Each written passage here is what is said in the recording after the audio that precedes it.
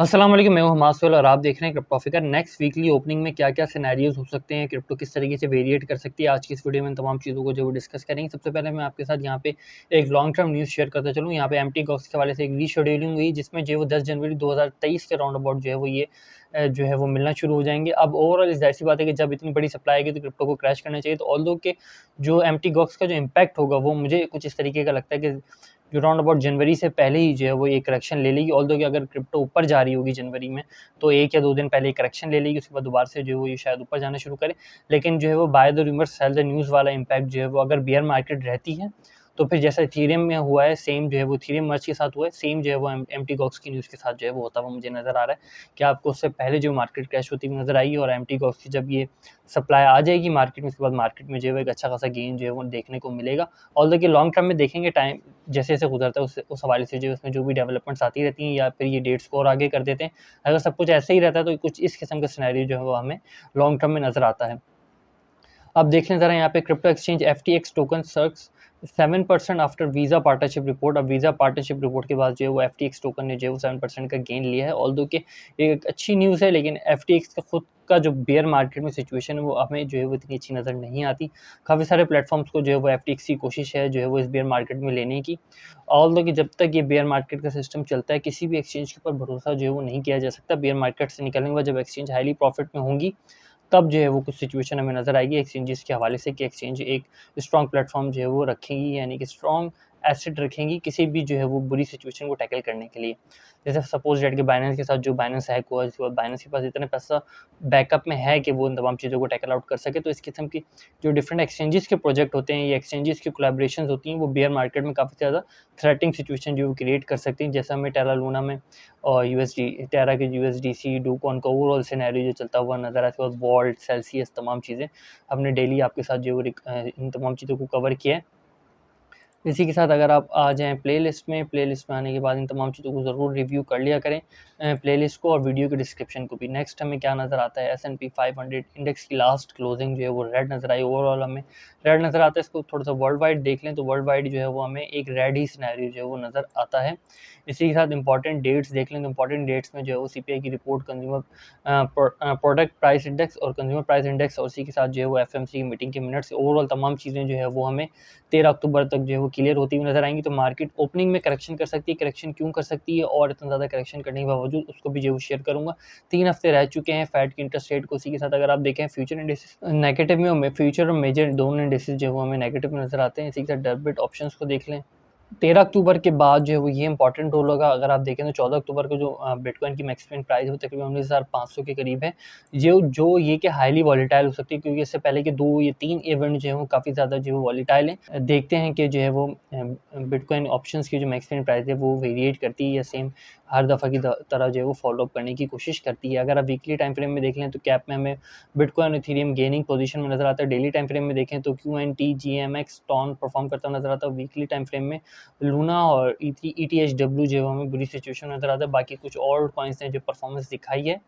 Selling pressure में देख लें तो इथेरियम एक्सआरपी के साथ ट्रॉय, बीएनबी और लूना सोलाना जो है वो हमें नज़र आता है। इसी के साथ हम देख लें लोग बीयूएसडी में भी ज़्यादा जाते हुए जो नज़र आ रहे हैं, बीटीसी से भी बीयूएसडी में जा रहे हैं, और कि बाइनेंस इंडेक्शन हमें नज़र आता है। बाय फ्लो में देख लें तो बाय फ्लो में यूएसडीटी से जो है वो लोग बीटीसी में, एक्सएलएम में जो है वो हमें जाते हुए नज़र आ रहे हैं। इसी के साथ टीआरवाई भी जो है हमें इनेक्शन नज़र आ रहा है। टीआरवाई से सप्लाई निकलती हुई जो बीटीसी और बीटीसी से जो है वो एफईटी, एक्सएमआर, क्यूकेसी और एलएफसी में जब जाती हुई नज़र आ रही है। ऑल्दो की कुछ चीज़ें जो वो हमें पढ़ने में यहाँ सही नज़र नहीं आ रही हैं, आप उनको दोबारा से रिव्यू कर लीजिएगा। ये वो कुछ सिचुएशन है इस वन कॉइन के साथ जो है मैं आपके साथ शेयर करते चलूँ। यहाँ पर आप देख सकते हैं कि प्राइस जो है वो इस रेंज से लेकर इस रेंज तक वेरिएट करी थी डिफरेंट टाइम फ्रेम में। और यहाँ पर मैं आपके साथ शेयर करता हूँ 19 अगस्त के बाद ये वेरिएशन हमें यहाँ से यहाँ तक की नज़र आती है। ऑल्दो कि जैसे-जैसे डेज़ गुजरते जा रहे हैं वेरिएशन कम होती जा रही है। अब इस रेंज में देखें तो यहाँ से यहाँ ही वेरिएशन हो रही है, फिर मैक्सिमम भी यहाँ तक गया। ऑल्दो कि वेरिएशन कम होने का मतलब यही होता है कि ज़ाहिर-सी बात है कि एक बुरी खबर देखने को मिल सकती है आने वाले वक्त में। अब थोड़ा-सा बिटकॉइन की नेक्स्ट ओपनिंग को थोड़ा-सा डिस्कस कर लेते हैं। बिटकॉइन की क्या सिचुएशन हो सकती है। तो बिटकॉइन की क्लोजिंग है तकरीबन हमें नज़र आती है 19,460 और इस वक्त जो है वो सेम उसी पोजीशन पे नज़र आ रहा है। मतलब कि बिटकॉइन कोई खासी वेरिएशन नहीं दिखाई। 11 घंटे 5 मिनट जो है वो रह चुके हैं। 11 घंटे 5 मिनट के बाद बिटकॉइन इसी रेंज में नज़र आएगा। फिर जो है वो बिटकॉइन और दोनों इथेरियम की क्लोजिंग तकरीबन 13,024 1324 पे हुई है, 1324 पे हुई, तो ओवरऑल जो है वो 11 घंटे 5 मिनट के बाद जो है वो जब फ्यूचर इंडिसेस भी ओपन हो जाएंगे तो राउंड अबाउट फ्यूचर इंडिसेस में भी जो है वो स्टिल चांस है कि और ज़्यादा जो है वो फ्यूचर इंडिसेस क्रैश हो सकता है। ये क्यों मैं कह रहा हूँ, मैं इसको और आपके साथ जो शेयर करूँगा थोड़ा सा आगे जाके। यहाँ पर अगर आप देखें तो फिर ये तकरीबन यहाँ पर टाइम भी जो है वो शेयर तकरीबन 11 घंटे 4 मिनट के बाद जो है फिर फ्यूचर इंडिसेस के साथ जो भी ओवरऑल मार्केट का सिनेरियो होगा, सीपीआई की रिपोर्ट की एडजस्टमेंट के हवाले से, एफओएमसी की एडजस्टमेंट के हवाले से, उस हिसाब से मार्केट वेरिएट करती हुई हमें नज़र आ सकती है। तो ओवरऑल ये तकरीबन यहाँ पर जो है वो 11 दिन 4 घंटे हैं। इसके बाद जो है वो यहाँ पर अगर आप देखें तो ये मेजर इंडिसेस है, मेजर इंडिसेस की ओपनिंग तकरीबन 1 दिन 2 घंटे के बाद हमें नजर आएगी। ऑल्दो कि यहाँ पर अगर आप इस रेंज में देखें तो इसने जो है वो 150 सिंपल मूविंग एवरेज से रिजेक्शन ली थी। इससे पहले यहाँ पर एक स्मॉलर लार्जर रिजेक्शन, उसके बाद एक स्मॉलर रिजेक्शन जो है वो यहाँ से ली। ऑल्दो कि S&P यानी कि 150 सिंपल मूविंग एवरेज को जो है वो क्रॉस थोड़ा ज़्यादा किया, यहाँ पे जो है थोड़ा सा कम किया। ऑल्दो की चांस है कि स्टिल जो है वो ये दोबारा से जो है वो 29 तक की 29 RSI तक की रेंज को जो फॉलोअप करे और इस तरह की इस रेंज तक भी जा सकता है। ऑल्दो कि अगर इस रेंज को ब्रेकआउट करता है, नीचे जाता है, तो फिर हमें सिचुएशन और बुरी नज़र आ सकती है।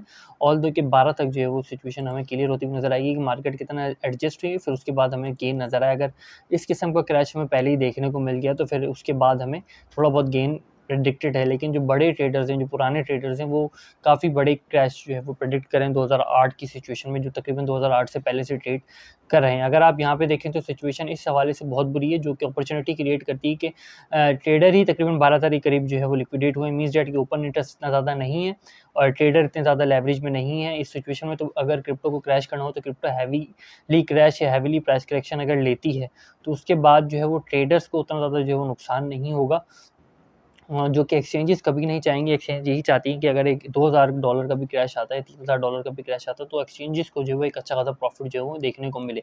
इसलिए क्रिप्टो जो है कोई डिसाइडिंग मूवमेंट जो नहीं ले पा रही, लेकिन जैसे ही लेना शुरू करेगी तो आपको हैवी लिक्विडेशन नज़र आएंगी और सिचुएशन फिर आउट ऑफ कंट्रोल होगी, क्योंकि इस वक्त इतने कम ट्रेडर में, उतने कम BTC के साथ जो है वो हमें कोई अच्छी ऐप टेक्निकल एनालिसिस जो है वो नहीं रिप्रेजेंट कर सकते शॉर्टर टाइम फ्रेम में, क्योंकि एक हाईली वॉलेटाइल मूव जो होता है बिटकॉइन को, यही होता है। तकरीबन 91,000 91,000 के करीब BTC एग्जिट है, जिसमें से अगर यहाँ पर आप 3,000 देखते हैं, जिसमें से अगर 5 से 6,000 भी एंट्री लेते हैं तो बिटकॉइन हाईली वॉलेटाइल हो सकता है, क्योंकि एक्सचेंज में इतना वॉल्यूम ही नहीं है, इतने BTC नहीं है, तो BTC पहले ही कम है।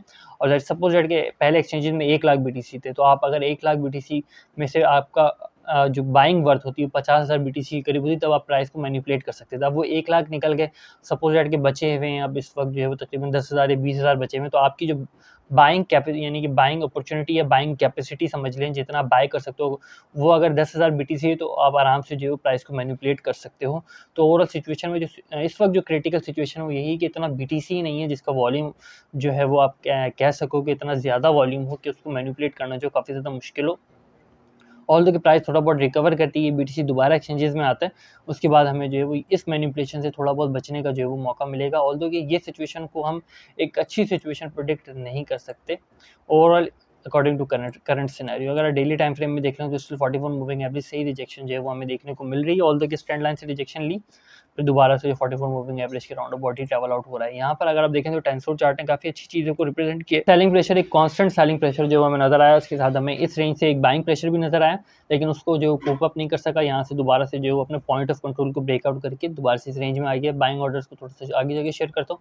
पॉइंट ऑफ कंट्रोल वाली क्या रीजन थी, तो ये वो पॉइंट ऑफ कंट्रोल की रीजन थी। बिटकॉइन इससे नीचे ट्रेड आउट हो रहा था, ये वाली रीजन थी, इससे भी जो बिटकॉइन नीचे यहाँ ट्रेड आउट हो रहा था, दोबारा मेंटेन नहीं कर सका पॉइंट ऑफ कंट्रोल को। फिर पॉइंट ऑफ कंट्रोल से जो है वो 3 दिन तक लगातार नीचे आता रहा। इस वक्त कह सकते हैं 19,400 जो पॉइंट ऑफ कंट्रोल है उससे जो ऊपर है, लेकिन वॉल्यूम नहीं है।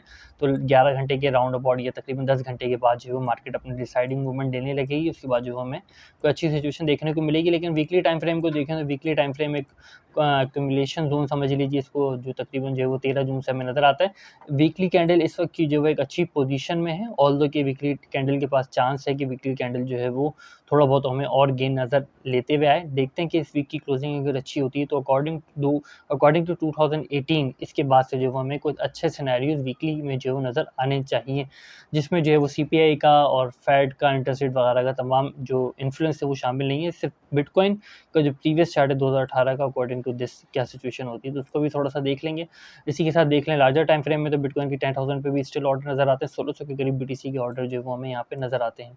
नेक्स्ट हमें देखना चाहिए वेबसाइट, इसको आई कार्ड में वीडियो नज़र आ रही होगी, थोड़ा सा डिटेल डिस्कस किया, आने वाले वक्त में भी इसको और डिटेल करेंगे। डिफरेंट लाइन्स नज़र आ रही होंगी आपको, ग्रीन और रेड, तो ये ज़ाहिर सी बात आपको डिफरेंट ऑर्डर प्लेस होते हुए यहाँ पे नज़र आ रहे हैं। ग्रुप्स को आप इंक्रीज़ कर सकते हैं और देख सकते हैं कि किस लाइन पे कितने ऑर्डर जो है वो प्लेस्ड हैं। वो जैसी बाय आउट होता है या वो जैसी सेल आउट होता है तो उसका जो है वो इम्पैक्ट हमें फिर मार्केट में नज़र आएगा। उसके बाद प्राइस ब्रेकआउट जो है वो करती है। इसी के साथ जो है वो एक और प्लेटफॉर्म है चार्ट एगर.ट्रेड, इसको भी डिटेल डिस्कस किया, आई कार्ड में वीडियो है, वहाँ पे जाके इसको जो है वो डिटेल में आप जाके चाहें तो उसको जाके सीख सकते हैं। और ये तमाम चीज़ें जो है वो जॉनी बी ने शेयर की हैं, तो उनको उनका रेफरेंस भी जो है उस वीडियो में जो मैंने शामिल किया है। फिल वक्त तक के लिए इतना ही। फ़कीर को अपनी दुआ में याद रखिएगा। आपकी बिटकॉइन की प्रेडिक्टेड रेंज क्या है कमेंट में ज़रूर मेंशन कीजिएगा। खुदा हाफ़िज़, नासिर फ़ी अमान अल्लाह।